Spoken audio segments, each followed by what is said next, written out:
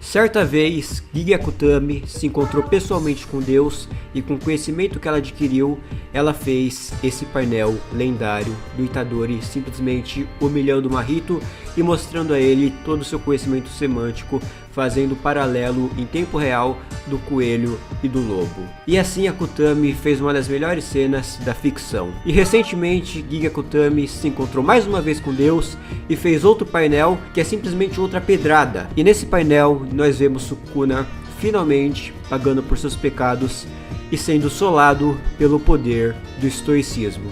O poder do estoicismo de um verdadeiro rei superior. Enfim, esse painel é simplesmente lendário e eu fiquei muito empolgado quando eu vi isso pela primeira vez. Então no vídeo vamos fazer uma análise do capítulo 257 e 258 de Jujutsu Kaisen. Não teve análise do capítulo 256 porque eu acabei perdendo o timing do capítulo, então foi mal aí se você estava esperando por uma análise minha do capítulo 256.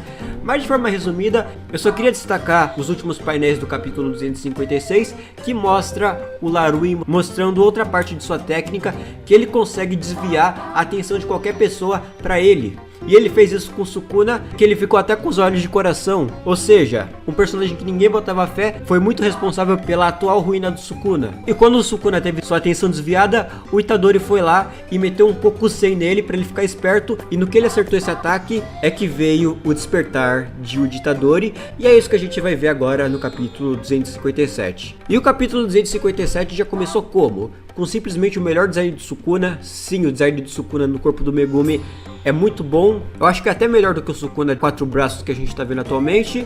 E o Sukuna revela pra Uraumi que ele tinha um irmão gêmeo que ele teve que devorar ainda na barriga da mãe dele. É, eu sei, é meio brutal isso aí. Parece uma cena de um gibi do Mark Miller. Ou sei lá, aquela cena lá do professor Xavier lutando com a Cassandra ainda bebê. Mas essa revelação confirmou muitas teorias de que o Sukuna tinha um irmão gêmeo que ele teve que sacrificar pra ficar mais poderoso. E as revelações não param por aí, porque a gente também descobre que o pai do Itadori é a reencarnação do irmão gêmeo do Sukuna. E foi por isso mesmo que o Kenjaku foi atrás dele para fazer o Itadori, para ele ser justamente o receptáculo perfeito. E aqui a gente já vê aquela velha superstição de que gêmeos dão azar, que é muito famosa no Japão. Inclusive eu recomendo que vocês vejam meu vídeo sobre a Maki, que lá eu comento bastante sobre isso. A gente também vê isso bastante em Jojo, por exemplo, com o Weather Report e o Pucci. E o mais interessante disso aí é que o Sukuna é meio que confirmadamente agora tio do Itadori. Isso explica, por exemplo, porque o avô do Itadori era muito parecido com o próprio Sukuna, porque eles muito provavelmente são da mesma linhagem. Ou seja, é aquela lógica meio Disney, enfrentar o próprio tio que virou vilão. E ainda falando sobre relações de irmãos, nós também nesse capítulo tivemos a belíssima relação do Itadori com o Chozo sendo mais desenvolvida, que foi revelado que o Itadori consegue usar a manipulação sanguínea porque ele consumiu as outras pinturas da morte que ainda não tinham sido mostradas. Então isso levanta algumas perguntas, tipo, será que o Itadori agora consegue usar uma expansão de domínios? Ou será que o Itadori consegue usar as técnicas do Ezo? Isso explicaria por que o braço do Itadori ficou daquele jeito. E o mais legal de uma das técnicas do Itadori ser a manipulação de sangue é que isso também conversa bastante com o subtexto de Jujutsu Kaisen, que é o amor. Eu não canso de falar isso. O Itadori e o Chozo são irmãos e eles estão ligados justamente por sangue. E é como o Chozo disse pro Itadori anteriormente, você nunca está sozinho, pois você sempre está acompanhado de nossos irmãos. Isso colabora muito com o tema do amor de Jujutsu Kaisen. Mas não só a manipulação sanguínea o Itadori usou, porque ele também usou a própria técnica do Sukuna, que ficou gravada no corpo dele, o santuário. Que inclusive eu não sei se santuário é o nome da própria técnica do Sukuna, mas o Itadori consegue usar as técnicas de corte do Sukuna. E uma coisa interessante é que quando ele usa o desmantelar, aparece várias tesourinhas destacadas no lugar que o corte vai ser executado. E eu fiquei pensando, se o Itadori usasse o corte que corta o mundo, será que apareceria uma tesoura gigante pra cortar o inimigo dele? Pra cortar o próprio Sukuna? Parando pra pensar, seria muito interessante se o Sukuna morresse pro corte que corta o mundo. A técnica que ele criou sendo usada contra ele mesmo. Seria um tanto quanto poético. Mas nem a manipulação sanguínea e muito menos o santuário foram os pontos altos do poder do Itadori nesse capítulo, na minha opinião. Porque o Itadori simplesmente mandou 8 flashes negros ou Kokuseis no Sukuna. E isso desestabilizou ele legal. E eu acho o Kokusei um poder muito maneiro, porque ele teoricamente é um negócio que todo feiticeiro com energia amaldiçoada poderia usar, mas ele é um negócio muito difícil e que tá além da compreensão de qualquer feiticeiro. E sempre que o flash negro é usado, é só em momentos muito épicos, tipo por exemplo, o Yuta socando a cara do Geto lá no Jujutsu Kaisen 0, que o Geto tenta subestimar o uso de energia amaldiçoada do Yuta, e enquanto ele tá falando, ele só toma um socão no meio meio da cara pra ficar esperto. E também o próprio Nanami lutando contra o Mahito, que inclusive o próprio Nanami era o detentor do recorde de usos seguidos do Kokusei, que agora foi superado pelo próprio Itadori. E eu acho a técnica do Flash Negro muito interessante, é uma técnica muito bonita visualmente. O efeito que eles colocam no anime e até o jeito que é desenhado no mangá pela Kutami, eu acho muito bonito visualmente. Inclusive eu fico até imaginando como vai ser essa cena no anime. Vai ser muito legal ver no anime o Itadori spamando o Kokusei e gritando o nome do ataque em voz alta. E além do Itadori simbolicamente estar sempre acompanhado de seus irmãos, algo que todo mundo tinha esquecido era que o próprio Ino ainda estava no campo de batalha. E ele invoca um dragão lá para lutar contra o Sukuna, o que eu não entendi muito bem, porque essa técnica nunca tinha sido usada anteriormente. Mas o coitado, mais uma vez, toma mais uma surra do Sukuna. E é aí que vem a melhor cena desse capítulo, na minha opinião, porque simplesmente o Ino cansa de apanhar e joga aquele facão cego do Nanami na cara do Sukuna, e o Itadori aproveita a distração e mete mais um Kokusei no meio do bucho do Sukuna. E a reação do Sukuna gritando, moleque desgraçado, é simplesmente impagável. Dá pra ver que ele já tava ficando de saco cheio do quão poderoso é o Kokusei do Itadori. É sério, esse painel foi muito humilhante pro lado do Sukuna. Nem o Mahito se destabilizando depois que o Itadori desfez aquela forma dele foi tão humilhante quanto a cara do Sukuna ao levar o 8º Flash Negro. E aqui nós também tivemos uma das melhores linhas de Jujutsu Kaisen, na minha opinião. Um dos melhores textos de Jujutsu Kaisen, na minha opinião. Onde o narrador fala que o Itadori agora é um rei, porém um rei superior. É sério, eu fiquei muito empolgado quando eu vi essa cena pela primeira vez, porque o Sukuna pode resistir à escada de Jacó, pode resistir ao vazio ilimitado do Gojo, porém o Sukuna não pode resistir ao poder do estoicismo de alguém que se demonstrou superior a ele. Não superior fisicamente, mas sim moralmente, porque apesar do Gojo ter morrido, apesar do Higuruma ter morrido, isso não abalou Itadori e ele continua de pé, se mostrando superior ao próprio Sukuna. E o melhor de tudo é que o Ino simplesmente manda um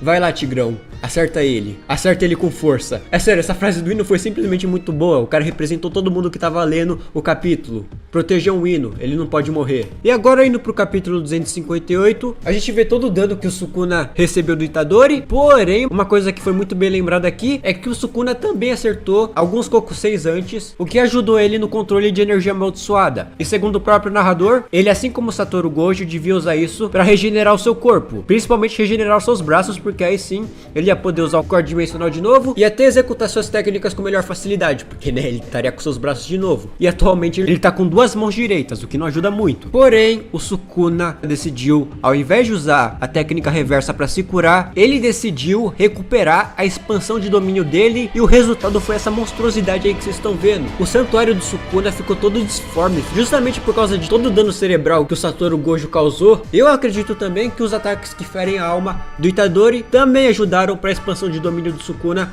ficar desfigurada desse jeito. E eu não sei se isso daí foi uma boa decisão por parte do Sukuna, parece uma decisão meio desesperada, e isso vai ser muito importante nos próximos capítulos, porque eu sinto que esse desespero do Sukuna vai ser crucial para a derrota dele, porque para a expansão de domínio dele funcionar, ele teve que abrir mão da técnica reversa dele, que ele podia usar para se curar, ele teve que fazer um pacto vinculativo para ele poder expandir o domínio dele com outro selo de mão, porque antes ele expandiu o domínio dele usando o Mudra relacionado a Ema, e agora ele expandiu o domínio dele usando o Mudra relacionado a Indra, que é justamente o Mudra que o Satoru Gojo usa para expandir o domínio dele, o que reforça ainda mais a minha teoria de que o Sukuna tá desesperado para matar o Itadori. E ainda por cima, esse domínio só podia ficar ativo por 99 segundos. Eu acho que é 99, calma aí, deixa eu ver aqui. Porém, nesse capítulo nós tivemos um flashback mostrando mais do preparo dos feiticeiros para derrotar o Sukuna, e aqui a gente teve uma confirmação da técnica do Ui Ui. Além dele poder teleportar pessoas e objetos, ele também pode trocar a alma das pessoas. Isso explica aquele capítulo que mostrava o Itadori e o Kusakabe treinando, onde parecia muito que o Itadori tinha trocado de corpo com o Kusakabe. Isso daí foi finalmente explicado. E essa técnica do Yui abriu mão para um montão de teoria. Imagina se o Itadori trocou de corpo, por exemplo, com o Chozo para aprender melhor a manipulação sanguínea. Ou quem sabe o Yuta trocou de corpo com o Gojo para aprender as técnicas do ilimitado? Por que não? Mas enfim, o Itadori trocou de corpo com o Kusakabe durante aquele período de treinamento deles. E com isso ele aprendeu o novo estilo das sombras, domínio simples. que é justamente uma técnica antidomínio. E que era justamente uma técnica essencial para counterizar o Sukuna, porque né, o domínio dele é simplesmente invencível. Nem o próprio Satoru Gojo consegue destruir o domínio dele. Então o Itadori consegue usar o domínio simples e esse painel ficou muito bonito. É sério, essa arte do Itadori usando o novo estilo das sombras, domínio simples, ficou muito bonito. Ah, e mais uma coisa, eu vi uma gente falando que esse domínio desfigurado do Sukuna é uma fusão do santuário com o Jardim das Formigas Quimera do Megumi. Adoro esse nome. Mas na real eu acho isso daí muito difícil, porque ele nem parece com o domínio do Megumi, e também porque o Chimera Shadow Garden do Megumi é um domínio incompleto. A gente nunca viu esse domínio sendo expandido por completo, e eu não acho que seria o Sukuna que expandiria esse domínio por completo. E também porque nenhuma das 10 sombras foram usadas nesse domínio. Então eu não creio que seja uma fusão da expansão de domínio do Megumi com a do Sukuna. Mas enfim, o domínio simples do Itadori acaba quebrando de última hora, e o coitado acaba perdendo o pé. E uma coisa interessante é que durante o período que o domínio do Sukuna estava aberto, a Mil aparece no campo de batalha para salvar a Maki, porque né, ela não pode usar domínio simples porque ela não tem energia amaldiçoada. Então a coitada da Mil teve que ir lá no campo de batalha para salvar a Maki. Nunca mais falem que a Mil é inútil, porque mesmo ela não podendo usar a própria espada, ela ainda assim teve a cara e a coragem de se enfiar no meio da expansão de domínio do Sukuna para salvar a Maki. Ou seja, nunca mais chamem a Mil de inútil, nunca mais mesmo. E por fim, depois que o domínio do Sukuna terminou, ele apelou para as chamas dele, que esse poder não era usado desde Shibuya. E pra tu ver o nível de desespero do Sukuna de estar usando as chamas agora, a última vez que ele usou isso foi pra subjugar uma Horaga lá em Shibuya. Nem com o Satoru Gojo ele usou as chamas. Isso só demonstra o quão desesperado o Sukuna tá pra acabar com os feiticeiros de uma vez. Ah, e detalhe, ele expandiu o domínio dele e depois usou as chamas, que é exatamente a mesma sequência que ele fez em Shibuya para subjugar uma Horaga. E como eu já disse, eu acho que todo esse desespero do Sukuna de estar usando o próprio domínio dele seguido das chamas para acabar com feiticeiros que ele mesmo considera fracos, vai ser essencial para sua ruína, para sua derrota. E eu não me surpreenderia que, se assim como a técnica do santuário ficou gravado no corpo do Itadori, não seria surpresa se o Fuga, que é a técnica de chamas do Sukuna, também ficasse gravado no corpo do Itadori. Então imagina se o Itadori consegue usar chamas e ao invés de ser chamas normais como a do Sukuna, o Itadori ter fogo azul, que nem a Azula de Avatar, seria muito maneiro. O Itadori com fogo azul e um duelo de chamas com o Sukuna. Ou quem sabe chamas negras que nem o Amaterasu do Itachi, vai saber. Mas enfim, esses 3 últimos capítulos em especiais foram muito bons e muito empolgantes. O legal de acompanhar Jujutsu Kaisen semanalmente é que Jujutsu é uma história muito imprevisível, então você nunca sabe o que pode acontecer no próximo capítulo. Mas enfim, se a Akutami desenhou o cérebro do Gojo depois da batalha dele contra o Sukuna e ele não tava nem um pouco bem, o cérebro do Sukuna já deve estar até pior. Eu acredito que no próximo capítulo nós vamos ver uma mudança de perspectiva muito grande, para justamente dar uma hypada pro estrago que as chamas do Sukuna vai fazer, ou quem sabe hypar o poder do fogo azul que talvez o Itadori possa ter. Então talvez nós sabemos o que tá acontecendo com os feiticeiros que saíram do campo de batalha. A coitada da Shoko não deve ter tido um segundo de paz desde que o Gojo morreu, e quem sabe a gente finalmente vai rever a Nobara, ou até mesmo todo. A Nobara é compreensível porque tem o lance de que ela tá meio que morta, né? Mas o todo só perdeu os braços, coitado. Nada que uma técnica amaldiçoada reversa não resolva. Mas eu ainda tenho fé que os dois ainda vão voltar. Mas eu acredito que semana que vem o mangá vai focar na luta do Hakari com a Uraume, que já faz muito tempo que nós não vemos nada dessa luta. E o último vislumbre dessa luta foi o Hakari mandando um I do win, que nem o Gojo. Na real tá mais pra um nós vamos vencer, pra mostrar o quanto que o cabra é esperançoso. Mas eu acredito que o mangá só vai voltar pra essa luta quando for a hora de um dos dois morrerem. É, eu sei, é meio pesado, mas provavelmente vai ser isso. E eu acredito que quem vai morrer vai ser a Uraume, coitada. Mas quem sabe, né? Vai ser muito legal ver essa luta de novo, porque nós com certeza vamos ver a expansão de domínio do Hakari sendo usada. E a expansão de domínio dele é uma das minhas favoritas. Se pá que ela é minha favorita, mas também tem a do Yuta, que é simplesmente arte, mas a do Hakari não fica muito atrás não. Mas enfim, por hoje é isso. Tchau!